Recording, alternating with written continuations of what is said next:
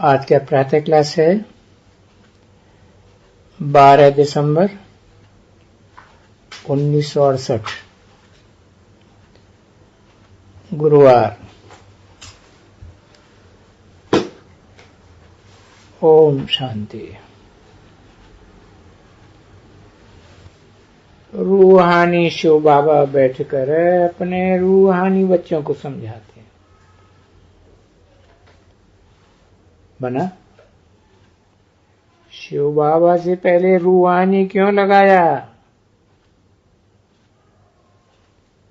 है? जिस्मानी शिव बाबा भी होता है कोई, क्या नहीं होता है? भक्ति मार्ग में जिस शिवलिंग को पूजते हैं वो शिवलिंग जिस्मानी है या रूहानी है?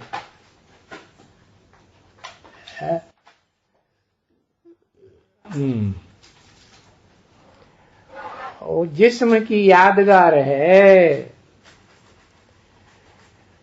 और वो तो पार्ट बजाता है पूरे 5000 वर्ष के ड्रामा में ऑलराउंड। और रूहानी शिव बाबा इस 5000 वर्ष के ड्रामा में ऑलराउंड पार्ट बजाता है क्या? नहीं, सिर्फ संगम युग में 100 साल पार्ट बजाता है। इसलिए बताया रूहानी शिव बाबा बैठ करके, किसमें बैठ करके है? जिस्मानी में बैठ करके अपने रूहानी बच्चों को समझाते हैं। ये तो जानते हो कि तीसरा नेत्र भी तो होता है ना। किसको?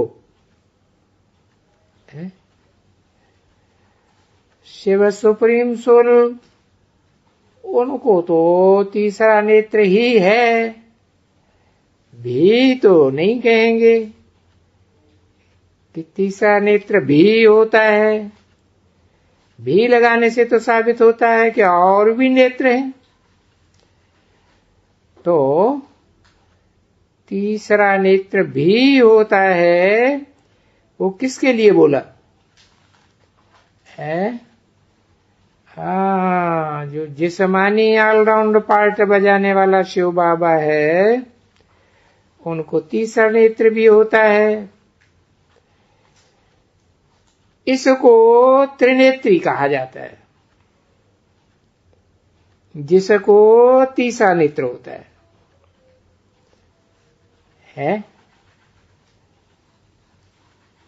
तो बाप कहते हैं, कौन सा बाप? बेहद का रूहानी बाप कहते हैं, ये तो जानते हैं। बाप ये जानते हैं कि जो भी आत्माएं हैं सारी दुनिया में 500-700 करोड़,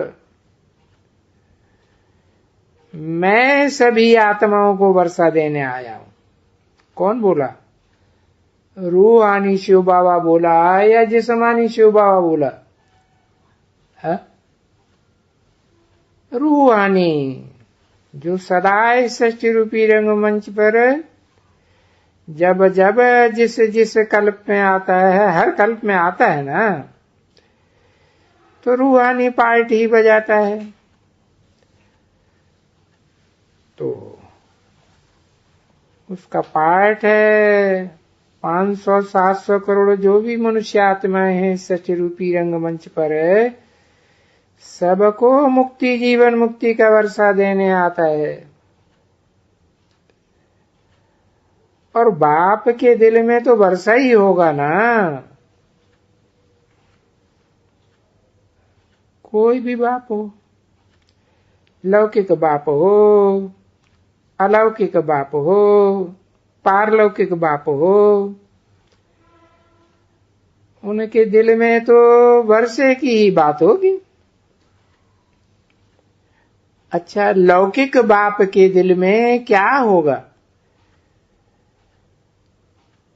कि बच्चों को लौकिक दुनिया की धन संपत्ति का वर्षा दूं। वो भी तो बच्चों को वर्षा देंगे। बच्चा नहीं होता है तो मुझ जाते हैं। अरे इस जिंदगी में इतनी कमाई की ये वर्षा किसको देवें?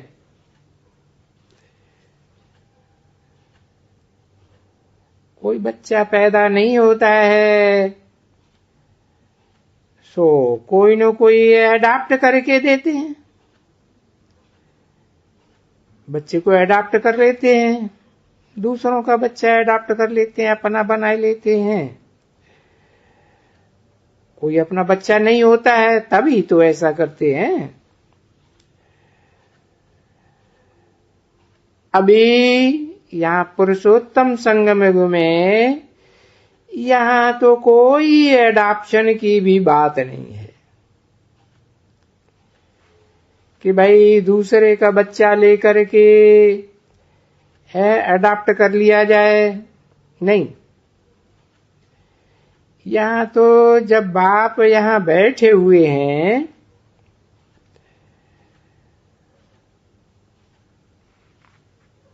इस मुकर्रर रथ में भी बैठे हुए हैं और टेम्परेरी रथ में भी बैठे हुए हैं, बेहद का बाप बैठे हुए हैं। तो इनको सारी जो दुनिया है, जो भी आत्माएं हैं, उन सब की तरफ नजर जाती है। इनको माने किनको है? दोनों बेहद के बाप को, रूहानी या जिस्मानी, दोनों बेहद के बाप हैं। मनुष्य सृष्टि का बेहद का बाप प्रजापिता, जिसके मुकर्रर रथ में शिव रूहानी बाप प्रवेश करते हैं। इनको जो सारी दुनिया है, जो भी आत्माएं, उन सब की तरफ नजर तो जाती है ना जरूर, क्योंकि जानते हैं कि मुझे जो भी मनुष्य आत्माएं हैं, जीव की आत्माएं हैं, फिर उनको जीव आत्मा ही कहो, क्योंकि जीवन तो धारण किया हुआ होता है मनुष्यों ने। तो मुझे सबको वर्षा देने का है और सबको इसी नजर से देखना है, क्योंकि यहां बैठा तो यहां है, मुकर्रर रथ में बैठा है या टेम्परेरी रथ में बैठा है, पर नजर तो सारे विश्व पर पड़ती है ना। सारे विश्व के मनुष्य मात्र और सारी विश्व, उनके ऊपर नजर पड़ती है। तो सारे विश्व को इन नजर से निहाल करना होता है। अब डायरेक्ट इनडायरेक्ट की बात दूसरी है।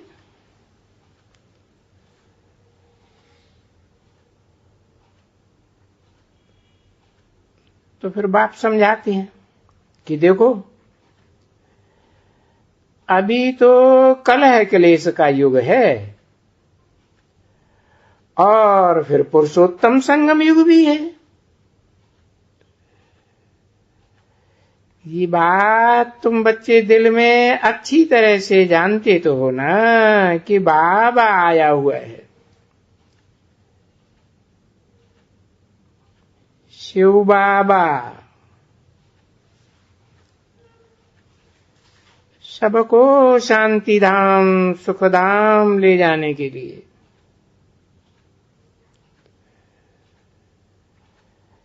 तो बुद्धि में तो सबको बैठता है ना कि भाई सब निहाल हो जाने वाले हैं।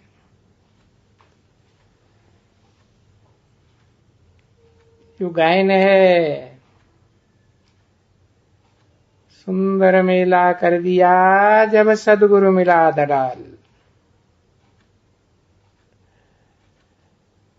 सारी वसुधा कुटुंब बन जाती है, सब नजर से निहाल हो जाते हैं।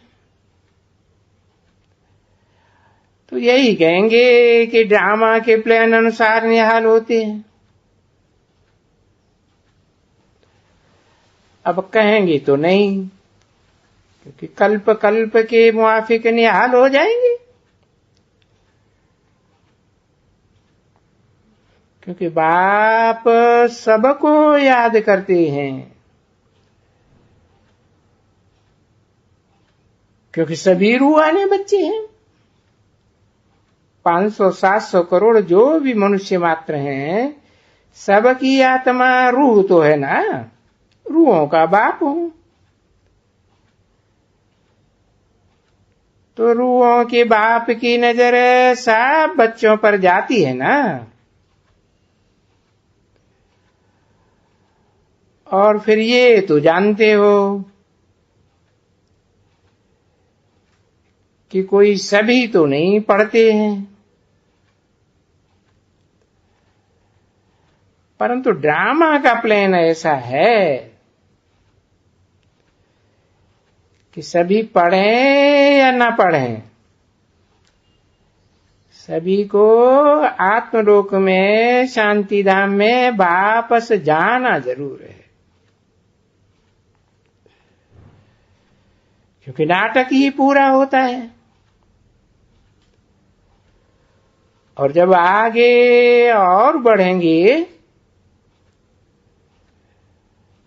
तब तो खुद भी सभी 500-700 करोड़ समझ जाएंगे कि अभी तो विनाश होता है,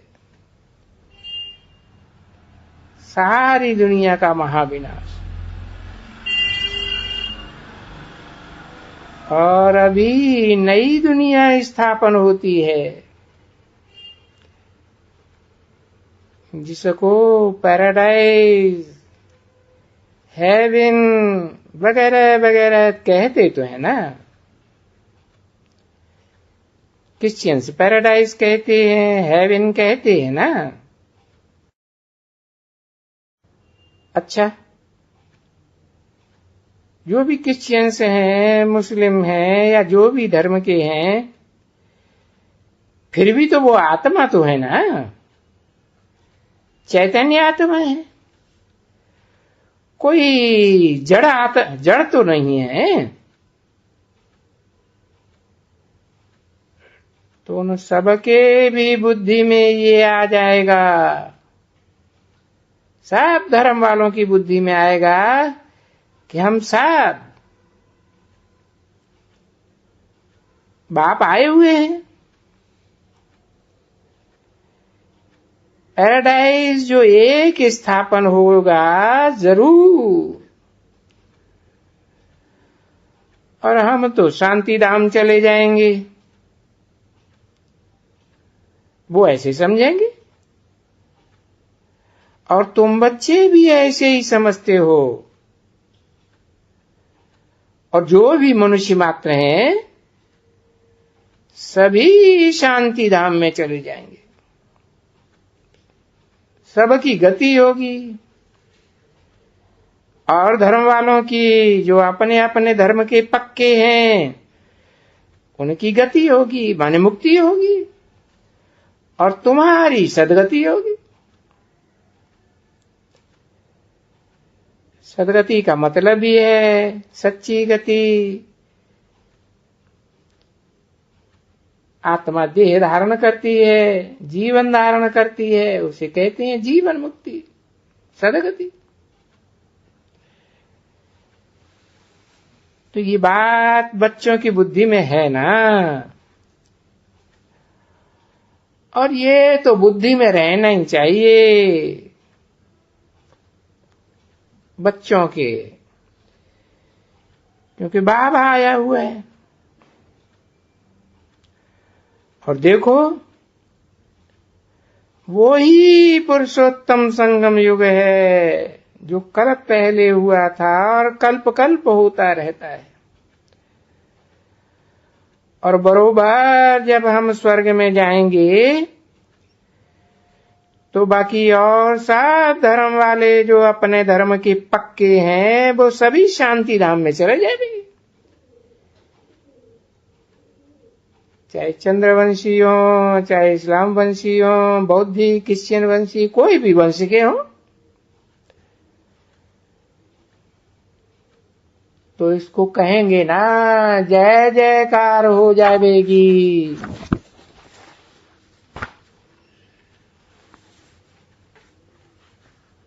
12 दिसंबर 1968 की प्रातः क्लास का दूसरा पेज।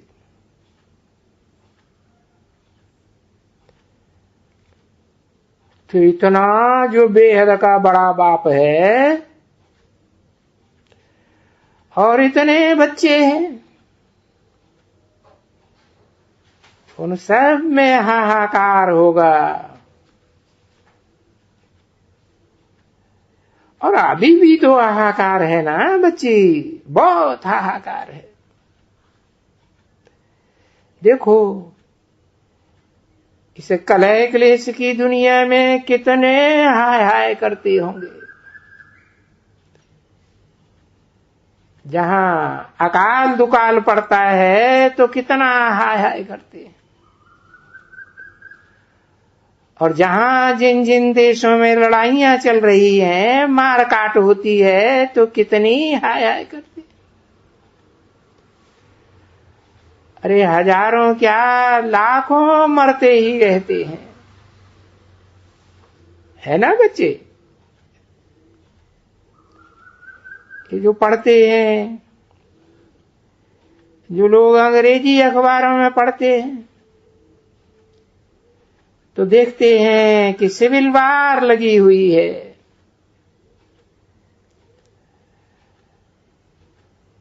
वो भी लड़ाइयां लगी हुई है, मरते ही रहते।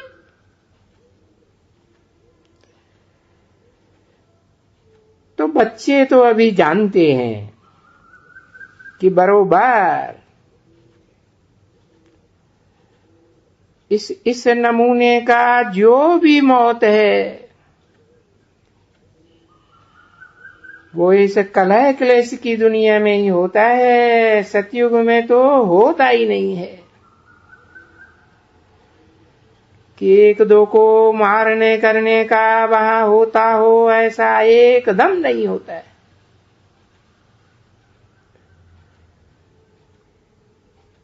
तो ऐसी दुनिया स्थापन करने के लिए बाप भी तो आते हैं। तो जब आते हैं कहां से? शांति धाम से, आत्मलोक से आते हैं, वहां से तो समझते हैं मैं जाता हूं और जाकर के सारे विश्व में जय जयकार मनाता हूं।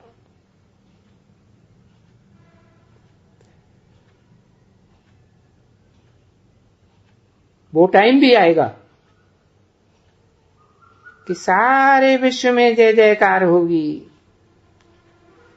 सब धर्म की, सब आत्माएं, सभी फॉलोअर्स, जो भी 500-700 करोड़ मनुष्य आत्माएं हैं, सब जय जयकार के नारे लगाएंगे।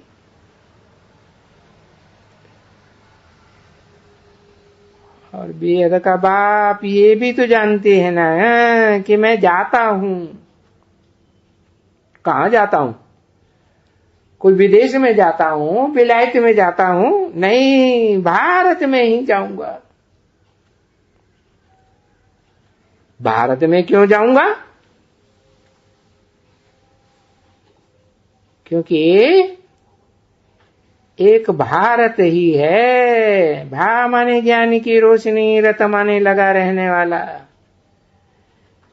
जो मैं ज्ञान का वर्षा देता हूं, उस ज्ञान के वर्षे में सारा जीवन लगा रहने वाला और जन्म जन्मांतर लगा रहने वाला एक भारती है।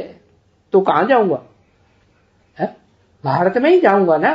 जड़ भारत में जाऊंगा या चैतन्य भारत में जाऊंगा? पहले कहां जाऊंगा? जरूर चैतन्य भारत में ही जाऊंगा। ये भारत ही सबसे पुराना गांव है। गांव है, गांव में थोड़े लोग रहते हैं या ज्यादा लोग रहते हैं? थोड़े लोग गांव में रहते हैं, शहरों में तो बहुत लोग रहते हैं। तो ये सूर्यवंशियों का गांव है, पुराने ते पुराना गांव। और बाबा के लिए तो गांव ही कहेंगे ना, है कि बहुत बड़ा शहर कहेंगे, करोड़ों की तादाद वाला नहीं। वो थोड़े मनुष्य होते हैं ना, तो उसको गांव ही कहेंगे। अरे उस समय ये सारी विश्व क्या थी? जब वो सूर्यवंशियों का राज्य था।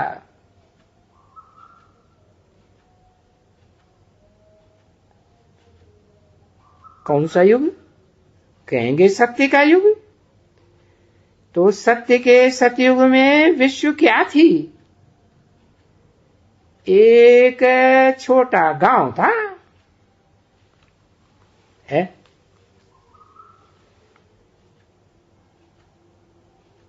इसकी भेंट में एक गांव ही कहेंगे, सारे विश्व की भेंट में। अभी तो इस सारे विश्व में देखो कितने मनुष्य बढ़ गए।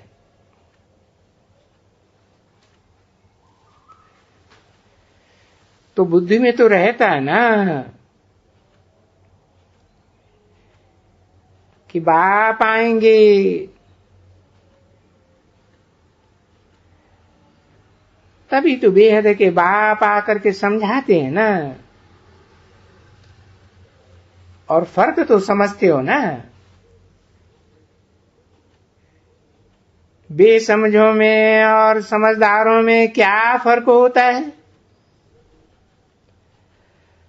अरे रात दिन का कितना फर्क है। कहाँ समझदार आत्माएं, जिन्हें देव आत्माएं कहा जाता है, वो स्वर्ग में राज्य करते हैं।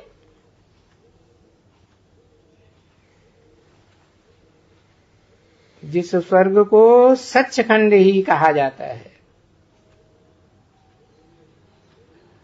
और उस सचखंड में झूठ, पाप, कपट वगैरह कुछ भी नहीं होता।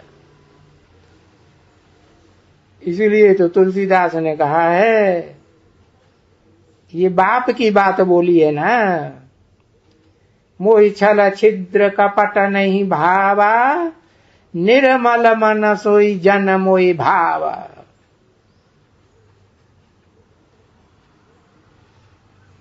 इसीलिए तो नाम ही रखा है ना, है विन। क्या विन किया? ऐसी ऐसी आत्माओं को विन किया। उसका नाम ही है स्वर्ग। स्वस्थिति में जाने वाली आत्माएं हैं। तो अभी तुम बच्चों को तो ये जरूर होना है। खुशी में बच्चों को, यानी बच्चों को इतनी खुशी में आना है। कौन से बच्चों को? जो चंद्रवंशी है अपने धर्म के, उनको, या इस्लाम, बौद्धिक, एशियन वंश आदि को, कौन से बच्चों को खुशी में आना है? तुम बच्चे किससे कहा? जरूर कहेंगे सूर्यवंशी बच्चों को कहा।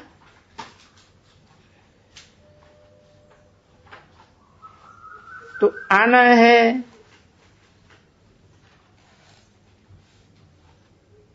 अब वो तो बेचारे कुछ नहीं समझते। और धर्मों के जो पक्के हैं, वो तो इन बातों को कुछ समझते ही नहीं है। इसलिए कहा कि बेसमझ है। उन बेसमझ बच्चों में और तुम बच्चों में जमीन आसमान का फर्क है। वो समझते ही नहीं है कि बाबा आया हुआ है, और बाबा से तो वर्षा जरूर मिलता है ग्रैंडफादर से, और बेहद का ग्रैंडफादर है। तो बेहद के ग्रैंडफादर से सारी दुनिया तो जरूर बदलेगी ना, क्योंकि सारी दुनिया का ग्रैंडफादर है। उसको टाइटल ही दिया जाता है ग्रेट ग्रेट ग्रैंडफादर। पीछे ये हर एक बच्चे समझते हैं कि जो जो जितना जितना पुरुषार्थ करेंगे, क्योंकि पढ़ाई पढ़ रहे हैं, बाबा पढ़ा रहे हैं, तो जितना जितना जो पुरुषार्थ करेंगे, क्योंकि ये स्कूल आध्यात्म की शिक्षा देने वाले आध्यात्मिक विश्वविद्यालय तो वृद्धि को पाते ही रहेंगे, और सब स्कूल विद्यालय विश्वविद्यालय ये तो सब खलास होने वाले। तो ये स्कूल तो बहुत वृद्धि को पाएंगे, बहुत बहुत हो जाएंगे, और सब स्कूल इकट्ठा थोड़े ही एकदम हो जाएंगे। टाइम तो चाहिए ना, स्कूलों के लिए जगह भी तो चाहिए ना, जगह चाहिए, फलानी चीज चाहिए, ये चाहिए, वो चाहिए। तो बेहद का बाप समझाते हैं कि ये जो याद है कि अभी हम गए कि गए अपने सुखधाम,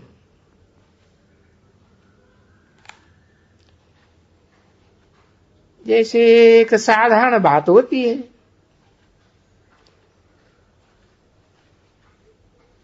लौट के आते हैं। देखो विलायत में जाते हैं तो 10-10 बरस जा करके रहते हैं, फिर लौट के आते हैं। यहां भारत में आते हैं ना, है कि हर महीने आते रहते हैं, हर साल आते रहते हैं। अरे विलायत में जाते हैं तो हर साल आते रहते हैं क्या? हर साल आते हैं। टाइम मिलता है, छुट्टी मिलेगी इतनी है? अरे विलायत में इतना धंधा धोरी फैल जाती है तो टाइम लगेगा ना। तो भारत में ही आते हैं, क्योंकि भारत तो गरीब है ना। तो जो भारत में रहते हैं और जो विदेश में विलायत में रहते हैं वो तो कैसे आलीशान रहते हैं। उन विलायतियों की भेंट में तो ये बहुत भारतवासी गरीब बच्चे हैं ना, गरीब। तो जो भी विलायत में रह करके आते हैं भारत में, उनको यहां आने से सुख नहीं मिलता है। सुख महसूस होता है कहां विलायत में और कहां यहां भारत में गरीब देश में। वैसे ही हम बच्चे हैं, यहां इस कलह क्लेश की दुनिया में तुमको कोई सुख नहीं है। अभी तो तुमको मालूम पड़ गया कि हम तो जाते हैं, अभी हम पढ़ाई पढ़ रहे हैं, बेहद की विलायत में जाने के लिए नहीं पढ़ रहे, बेहद की पढ़ाई पढ़ रहे हैं और बड़ी पढ़ाई पढ़ रहे हैं। छोटी मोटी पढ़ाई नहीं पढ़ रहे कि भाई लौकिक दुनिया में जो पढ़ाइयां पढ़ाई जाती हैं, हद की पढ़ाइयां, देह की पढ़ाइयां, 5 तत्वों के विश्लेषण की पढ़ाइयां नहीं, हम तो बेहद की आत्मा के अनेक जन्मों की पढ़ाई पढ़ रहे। अनेक जन्मों का पार्ट क्या है, हम रंगमंच पर क्या पार्ट बजाते हैं, कैसे कैसे पार्ट बजाते हैं, वो सारी पढ़ाई पढ़ के जिससे हम हेवन का मालिक बनने वाले हैं, देवता बनने वाले। 12/12/1968 की प्रातः क्लास का 3रा पेज। वो नई दुनिया में, सतयुग में कितना सुख होगा वहां, तो उस सुख को याद करके ये जो गांव है ना, है जिस गंदे गांव में मैं आता हूं, है ये तुम बच्चों को याद पड़ेगा फिर? ये तो फिर याद भी नहीं पड़ेगा, क्योंकि इसमें दुख बहुत है, अथाह दुख है। खाने को बेचारों को भरपूर भोजन भी नहीं मिलता, इधर उधर गांव में रोज खाना जहां खाने के लिए भटकते रहते हैं। उस गांव का पता है? कौन सा गांव है? हाँ, अथाह दुख है। और बाबा ने तो बच्चों को बहुत समझाया है कि अपरम अपार दुखों को लिखो, है लिखो, क्या उनकी लिस्ट बनाओ। आज की कलह कलेश की दुनिया में अपरम अपार ये रावण के राज्य में है, पतित दुनिया में अथाह दुख है।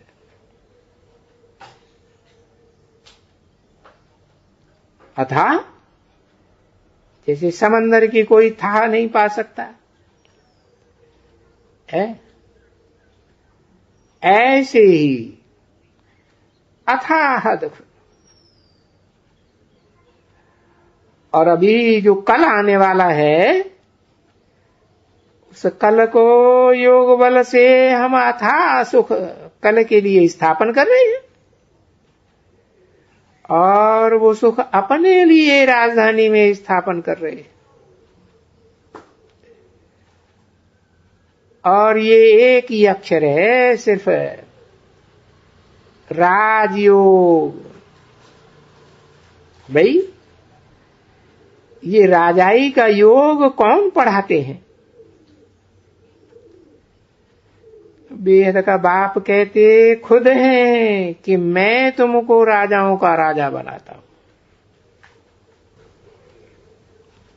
ओम शांति।